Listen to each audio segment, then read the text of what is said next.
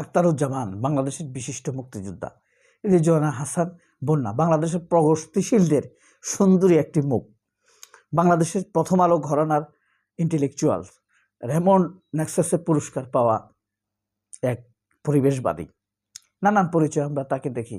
আর তার আরেকটি পরিচয় হলো তার বাবা একজন চিহ্নিত রাজাকার, জেলখাটা রাজাকার, তবে মেধাবী রাজাকার, এবং শুধু রাজাকার না, বিএনপির জিয়াউর রহমান মন্ত্রী পরিষদের একজন মন্ত্রীও বটে।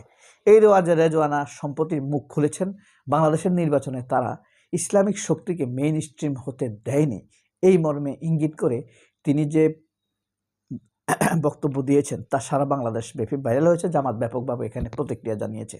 কিন্তু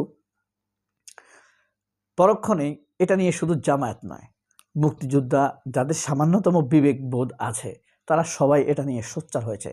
আর সবচাইতে বেশি সোচ্চার হয়েছে আখতারুজ্জামান রঞ্জু, মেজর অবসরপ্রাপ্ত আখতারুজ্জামান রঞ্জু, সাবেক বিএনপি নেতা। বর্তমানে তিনি জামায়াতে যোগ দিয়েছেন বলে জনশ্রুতি রয়েছে, যদিও খবরে আমরা তা দেখিনি।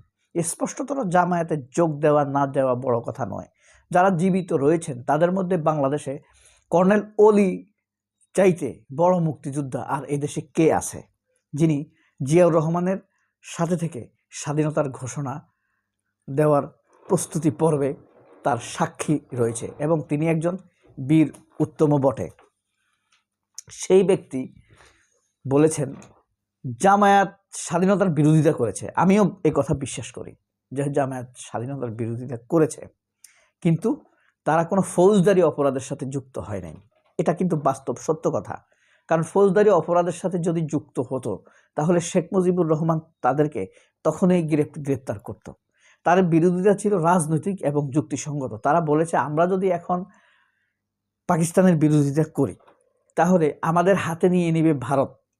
ভারত এই দেশে নানানভাবে প্রভাব খাটানোর চেষ্টা করবে, বাংলাদেশ ভারতের বাজার হয়ে যাবে। 54 বছর পরে এসে তারা না দেখলেও আমরা তো দেখতে পাচ্ছি বাংলাদেশের সবখানে ভারত হস্তক্ষেপ করে। ভারতের গ্রিন সিগন্যাল ছাড়া সেনা প্রদান হতে পারে না। ভারতের গ্রিন সিগন্যাল এর কারণে বাংলাদেশের দেশপ্রেমিক সেনা অফিসারদেরকে অব্যাহতি দেওয়া হয়।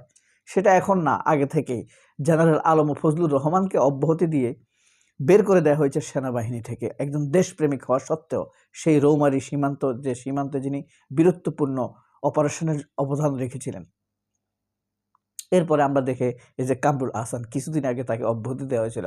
বাংলাদেশের পক্ষে বাংলাদেশের সেনাবাহিনীর ভিতর থেকে ভারতের যে প্রভাব, এটাকে যিনি বিচ্যুত করে সেনাবাহিনীকে একটি দেশপ্রেমিক সার্বভৌম শক্তি হিসেবে দাঁড় করাতে চেয়েছিলেন, সেনাবাহিনীর যে ইমেজকে নষ্ট করেছে ওয়াকার, মইনুল, আব্দুল মুবিন, তারপরে আপনার শফিউল আলম, আজিজ গঙ্গেরা যেভাবে সেনাবাহিনীর ইজ্জতকে নষ্ট করেছে, গুটি কয়েক 1-150 লোক তারা সিন্ডিকেট করে পুরো সেনাবাহিনী যে ব্যাপারকে মর্যাদা। অথচ আমাদের সেনাবাহিনী খুব ভালো, সকল 99% সেনা সদস্য অত্যন্ত দেশপ্রেম নিয়েই তারা কাজ করে। কিন্তু এই যে সিন্ডিকেট কয়েকজনের কারণে সেনাবাহিনীর বিশাল বদনাম হচ্ছে। তার মধ্যে ওয়াকার একজন অন্যতম, সুযোগ থাকা সত্ত্বেও যিনি সেনাবাহিনীকে এই পরিস্থিতি থেকে বের করে আনার চেষ্টা করেন নাই। সেই দায়িত্ব তাকে নিতে হবে। এই জেনারেল আখতার এই জিনিসটিকে মানুষের সামনে স্পষ্ট করে বলেছেন। বন্যাকে সরাসরি আক্রমণ করে তিনি বলেছেন টকশোতে। এটাকে টকশো রিভিউ হিসেবে দেখতে পারেন, টকশো রিয়াকশন হিসেবেও দেখতে পারেন, অথবা বন্যার অপকর্মের রিয়াকশন হিসেবে দেখতে পারেন। এটা বন্যার কথা, কিন্তু এই নির্দেশনা বন্যার ভিতর থেকে আসে নাই। এই নির্দেশনা বাংলাদেশের ইসলামিক শক্তিকে মেইন স্ট্রিম হতে দেওয়া যাবে না, এটা বন্যার কাজ। কিন্তু নির্দেশনা, পরিকল্পনা এসেছে ভারত থেকে, আর সহযোগিতা এসেছে এই যে প্রথম আলো এবং প্রশাসনের ভিতরে থাকা আওয়ামী সিন্ডিকেট, এবং যারা চায় মানুষের মতামত প্রতিফলিত না হোক, ভোটের মাধ্যমে, জনরায়ের মাধ্যমে একটি শক্তিশালী সরকার না হোক। মন্ত্রীদের শপথ ও রাষ্ট্রের নিরপেক্ষতা, উগ্র শব্দের ব্যবহার, এই 3টি বিষয় নিয়ে তীব্র আলোচনা সমালোচনা করছে আখতারুজ্জামান। আখতারুজ্জামান বলছে রেজওয়ানা হাসান 3টি কথা বলেছেন। 1, উগ্রতা। কাকে বলেছেন? ইসলামিক পন্থাকে। 2, তিনি এটাকে মেইন স্ট্রিম হতে দেন নাই, অর্থাৎ বাধা প্রয়োগ করেছেন।